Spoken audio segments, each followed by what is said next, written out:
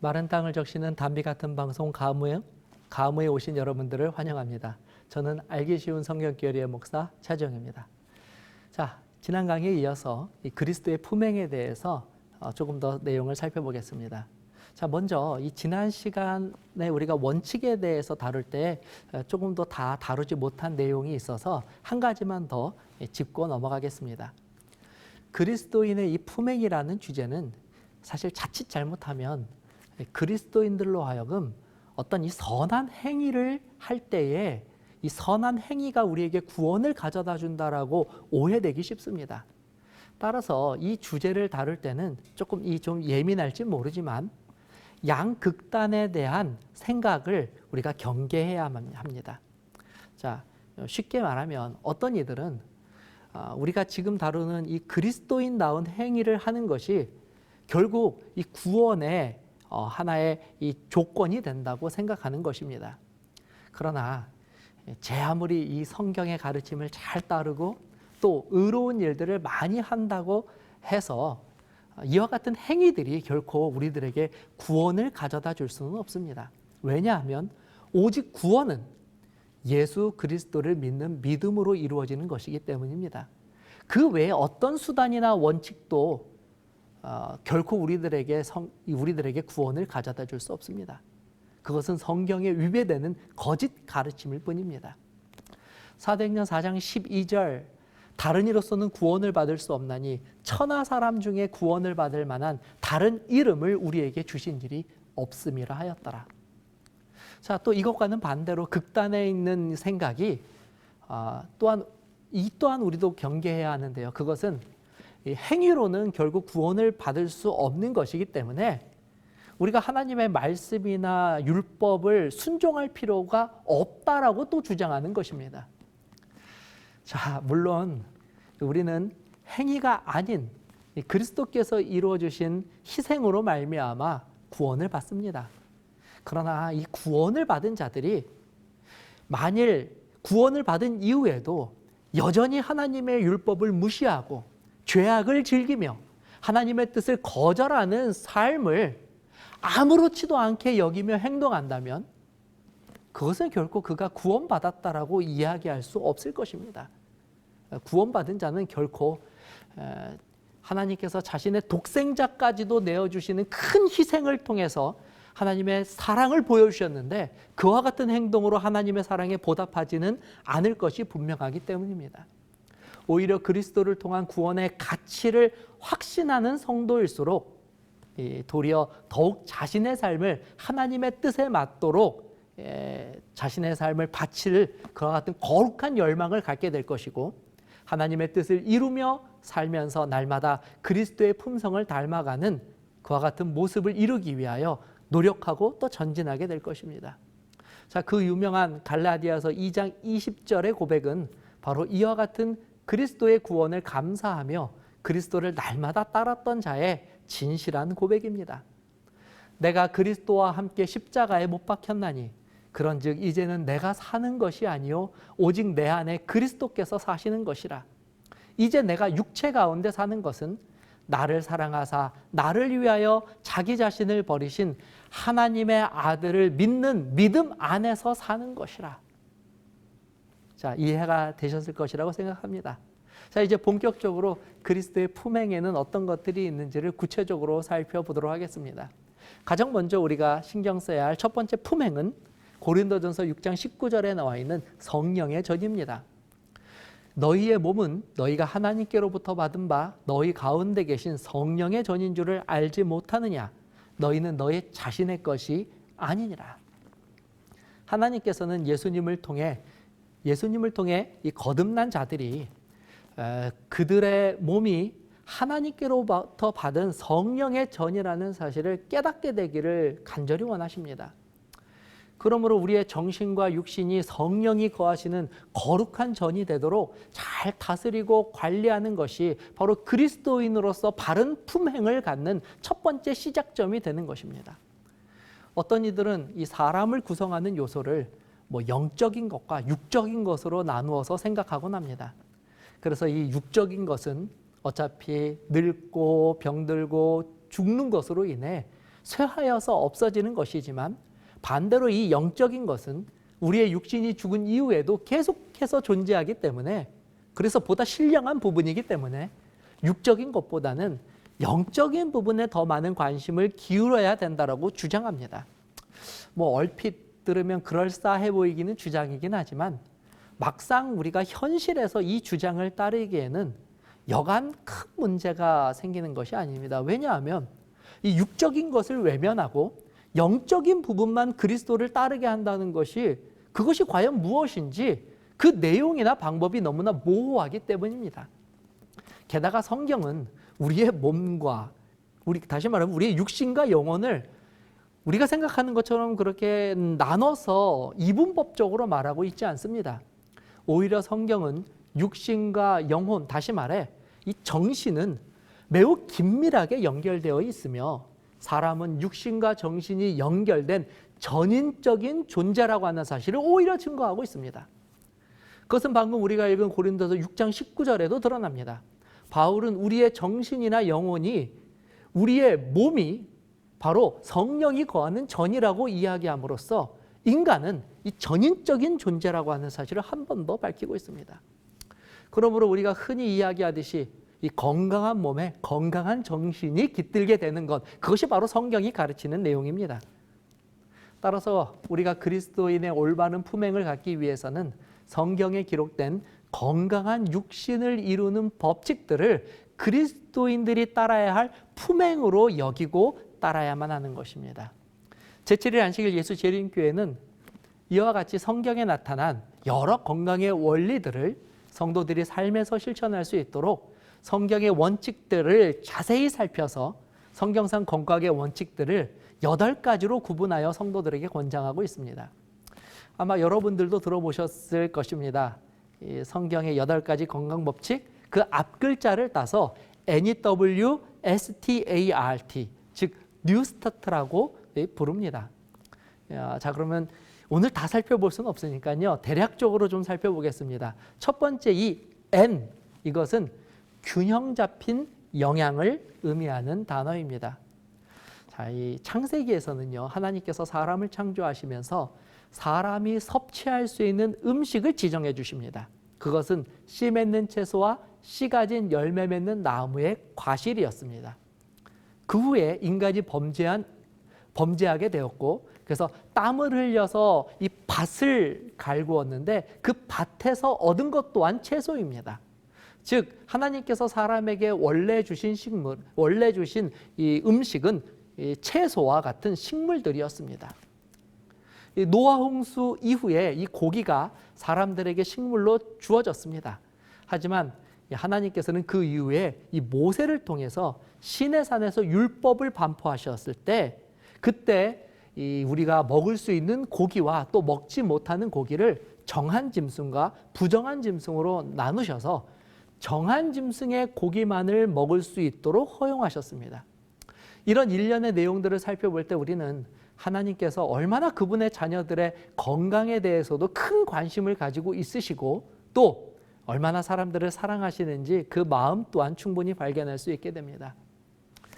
하지만 우리가 여기서 한 가지를 더 깊이 생각해 보아야 하는 것은, 비록 노아 홍수 이후에 고기가 허락되기는 하였지만 결국 하나님께서 사람을 창조하셨을 때 주셨던 가장 이상적으로 건강을 유지할 수 있는 최고의 식물은 에덴에서 하나님께서 인류에게 허락하신 음식, 즉 고기가 포함되어 있지 않은 채식이라고 하는 것입니다.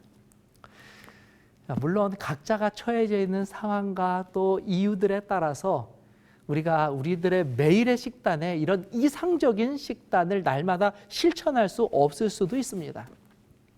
그러나 우리가 그리스도인으로서 고상한 품행의 원칙을 갖기를 원하신다면 자신의 몸과 정신에 가장 큰 유익을 가져다주는 이 건강의 원칙, 건강의 식단을 지키기 위한 최선의 노력은 기울여져야 할 것입니다.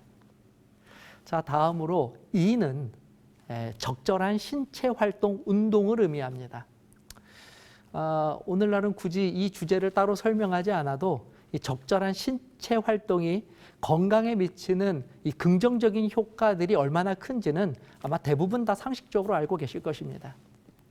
이 원칙 역시 우리는 하나님께서 세상을 창조하실 때에 이미 사람들에게 주신 원칙이라고 하는 것을 볼 수 있습니다. 우리가 흔히 이 낙원이라고 말하는 에덴 동산에서도요, 아담과 하와가 아무런 일도 하지 않고 게으름을 부리며 살았던 곳이 아니었습니다.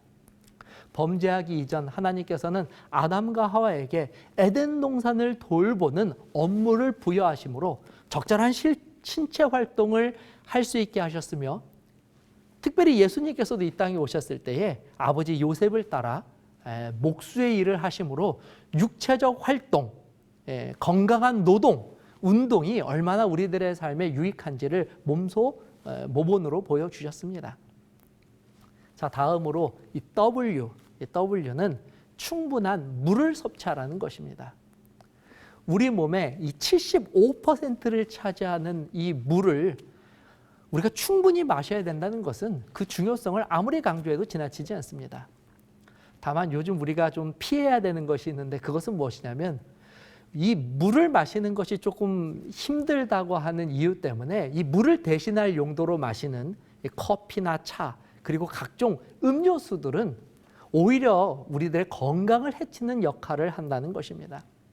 하나님께서 주신 가장 완벽하고 이상적인 건강 음료는 깨끗하고 신선한 물이라는 점을 절대 잊지 않게 되시기를 바랍니다. 자, 다음으로 S는 이 적절한 햇빛을 쐬는 것을 말합니다. 빛은 생명으로 성경에 자주 쓰이는 비유입니다. 요즘은 뭐 대기가 오염되어서 특히 이 오존층의 파괴로 인해 이 태양으로부터 들어오는 유해한 성분들이 여과 없이 들어와서 많은 사람들이 햇빛 쐬는 것을 다소 부담스러워하는 경향이 있습니다. 그럼에도 불구하고 햇빛은 우리의 몸에 영양분을 생성하고 활력을 불어넣기 위해 반드시 필요한 요소이므로 규칙적인 야외 활동을 겸하여서 적절한 햇빛을 지혜롭게 쐬는 것은 하나님께서 우리의 건강한 육체를 유지하게 하여 주신 건강 법칙임을 기억해야 합니다. 자, 다음으로 이 T는 절제를 의미합니다. 자, 오늘날 사회가 복잡해지고 여러 가지 인간적 그리고 사회적 문제들이 이 범람함으로 인해서 사람들은 저마다 이 심각한 스트레스를 받으면서 살아갑니다. 물론 이 심각한 스트레스는 또한 해소하면 되는 것입니다. 그래서 이 스트레스를 해소하기 위해서 여러 극단적인 선택들을 하기도 합니다. 그 대표적인 그 극단적인 행위가 바로 흡연을 하는 것입니다. 어떤 분들은 성경에 담배 피지 말라는 구절이 없다는 핑계로 이 담배 피우는 것은 문제가 되지 않는다고 주장하기도 하지만, 우리가 지금까지 다룬 건강 법칙에서 이 가장 근본이 되는 것은 단순히 우리의 신체가 건강하여지는 것만이 목적이 아닙니다. 우리가 건강한 육체를 유지하는 것은 그것이 궁극적으로 하나님께 영광이 되는 행위이기 때문에, 따라서 이 성경에 오늘날 우리 주변에 범람하는 수많은 해로운 기호식품들이 일일이 열거되어 있지 않다라고 해서 이미 모든 사람들이 공개적으로 그 해악이 입증된 그런 일들을 우리가 행한다면 그것은 그리스도인으로서 결코 지혜로운 행동이라고 말할 수 없고, 우리 몸을 성령의 전으로 유지하기 위한 방편이라고는 더더욱 말할 수 없을 것입니다. 그러므로 이와 같이 해로운 것들을 절제할 수 있는 지혜와 결단력을 가져야 합니다.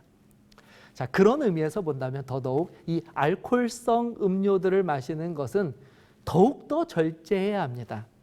성경은 매우 분명한 어조로 이 술과 같은 이 취하는 음료들을 통해 육신과 정신에 스스로 피해를 입히는 그 일을 그쳐야 한다고 가르치고 있습니다. 에베소서 5장 18절입니다. 술 취하지 말라. 이는 방탕한 것이니 오직 성령의 충만함을 받아라.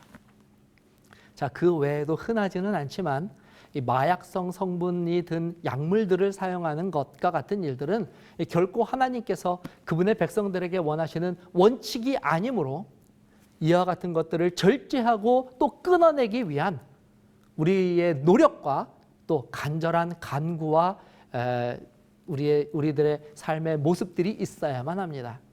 자, 다음으로 A는 공기입니다. 자, 이 부분은 아마 이 영상을 시청하시는 많은 분들 또한 간절히 원하시는 것일 것입니다. 요즘은 미세먼지로 인하여 깨끗한 공기가 정말 얼마나 간절한지 모릅니다. 저도 간혹 이렇게 등산을 하는데요. 그나마 이렇게 각종 오염으로 가득한 도시를 떠나서 하나님께서 창조하신 그 천연계를 거닐며 그 깨끗한 공기를 숨쉴 때에 느끼는 그 행복과 기쁨은 이루 말할 수가 없습니다. 저와 여러분들이 지혜롭게 이와 같은 일들을 잘 수행하게 되시기를 바랍니다. R은 휴식을 말합니다. 특별히 충분한 휴식입니다. 지금 우리가 살고 있는 사회는 인류 역사상 가장 복잡하고 그리고 가장 많은 이 고도화된 사회입니다. 그러므로 사람들에게 이 편안한 쉼은 사실 너무나 먼 이야기처럼 들립니다. 많은 사람들이 지금도 이 자신의 건강을 담보로 과중한 업무에 시달리고 있습니다. 휴식과 충분한 수면은 인간의 건강을 지키는 데 가장 필수적인 요소입니다.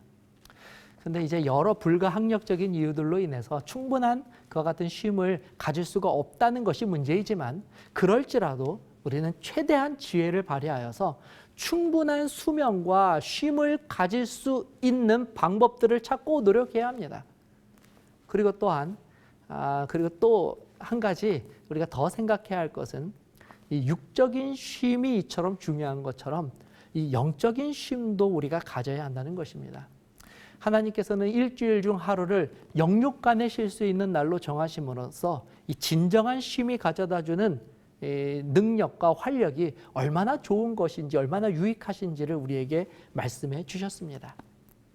자, 마지막으로 이 T는 믿음입니다. 죄로 인하여 이 세상은 원치 않는 고통과 슬픔을 일으키는 그런 일들로 가득 차게 되었습니다. 매일같이 끔찍한 범죄와 재난들이 연이어 일어나는 이런 세상 속에서는 사실 어떤 희망도 갖기가 어렵습니다. 그러나 이런 두려움과 걱정이 가득한 세상일지라도 변함이 없을 뿐만 아니라 영원한 것이 한 가지가 있는데 그것이 무엇이냐면 하나님께서 우리들에게 하여 주신 하나님의 언약입니다. 언약을 주시는 여호와 하나님에 대한 믿음만 있다면 어떤 절망적인 상황일지라도 우리는 희망을 품을 수 있고 어떤 두려운 일이라도 이겨낼 수 있는 소망을 가질 수 있게 되는 것입니다. 그러므로 그리스도인다운 품행에 있어서 확실하고 진실한 믿음은 다른 모든 요소들보다도 가장 먼저 가져야 할 가장 중요한 요소 중에 한 가지입니다. 자, 지금까지 우리는 그리스도인의 품행이라고 하는 주제로 말씀을 살펴보았습니다. 바라기는 이 강의를 통해서 저와 여러분들이 지금보다 더욱 그리스도를 닮은 성도가 되어서 하나님께 몸과 정신이 건강하여서 영광 돌리는 그와 같은 거룩한 삶을 살게 되시기를 간절히 바랍니다. 감사합니다.